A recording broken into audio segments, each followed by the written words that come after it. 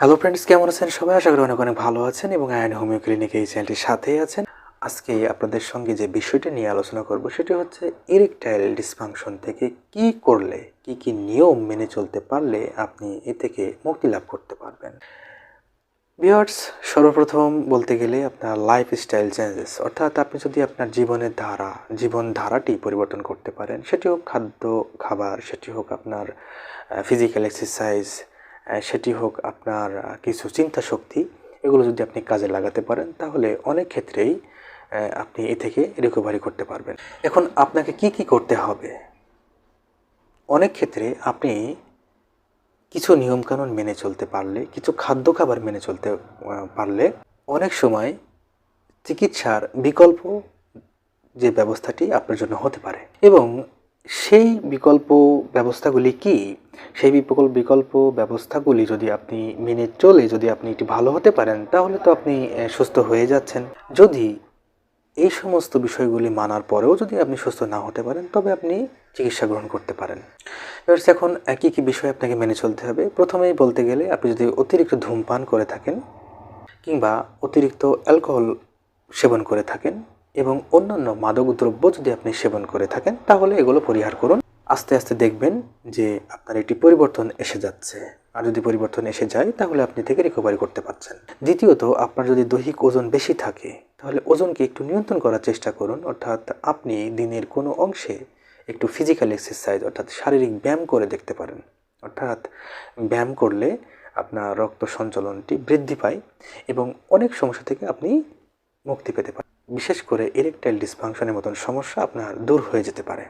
আপনি যদি কোনো ইলিগাল ড্রাগের অভ্যস্ত হয়ে পড়েন, অর্থাৎ আপনি যদি কোনো অবৈধ ওষুধ সেবন করে থাকেন আপনার এই সমস্যার জন্য, তাহলে আপনি সেগুলোকে বাদ দিন। আস্তে আস্তে ন্যাচারালের দিকে আপনি এগিয়ে যান। অর্থাৎ ন্যাচারাল খাবার দাবার, ন্যাচারাল কোনো বিষয়ের দিকে, অর্থাৎ ন্যাচারাল কিছু খাবার দাবার আপনি বেশি বেশি গ্রহণ করুন। তাহলে দেখবেন যে যদি এই কারণে আপনার সমস্যা সৃষ্টি হয়ে থাকে তাহলে কিছু ন্যাচারাল খাবার দাবার আপনি গ্রহণ করলে বা আপনার খাদ্য তালিকায় রাখলে দেখবেন আস্তে আস্তে আপনার ইরেকটাইল ডিসফাংশনটি দূর হয়ে যাচ্ছে।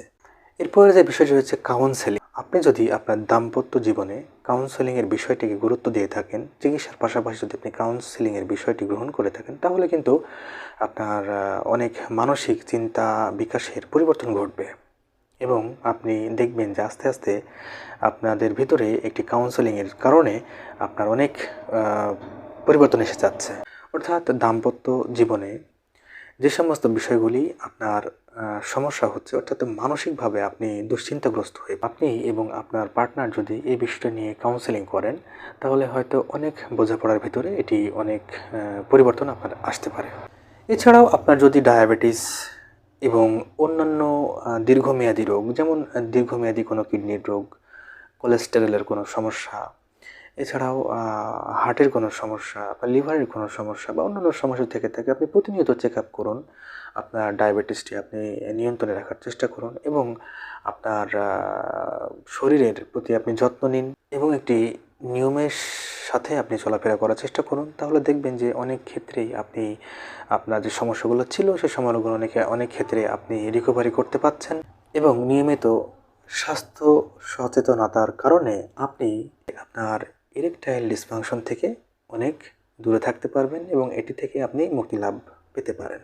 ভিউয়ার্স, কখনোই হতাশ হবেন না, ভেঙে পড়বেন না। প্রতিটি সমস্যারই সমাধান রয়েছে এবং এর জন্য আপনার অর্থাৎ ইরেকটাইল ডিসফাংশনের জন্য আপনার সবচেয়ে বেশি যে বিষয়টি সেটি হচ্ছে আপনার আপনি ডিপ্রেশন থেকে দূরে থাকতে হবে।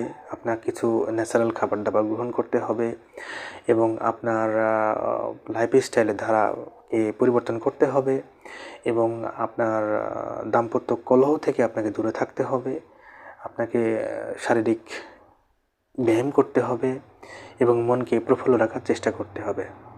এরপরও যদি আপনার এই সমস্যা থেকে আপনি মুক্তি লাভ না করতে পারেন তবেই আপনি চিকিৎসকের শরণাপন্ন হবেন এবং চিকিৎসা গ্রহণ করবেন। ভিউয়ার্স, আজকে এই পর্যন্তই। দেখা হবে অন্য একটি নতুন ভিডিওতে। সে পর্যন্ত সকলে ভালো থাকবেন এবং সুস্থ থাকবেন এবং আয়ন হোমিও ক্লিনিক এই চ্যানেলটিকে অবশ্যই সাবস্ক্রাইব করে রাখবেন।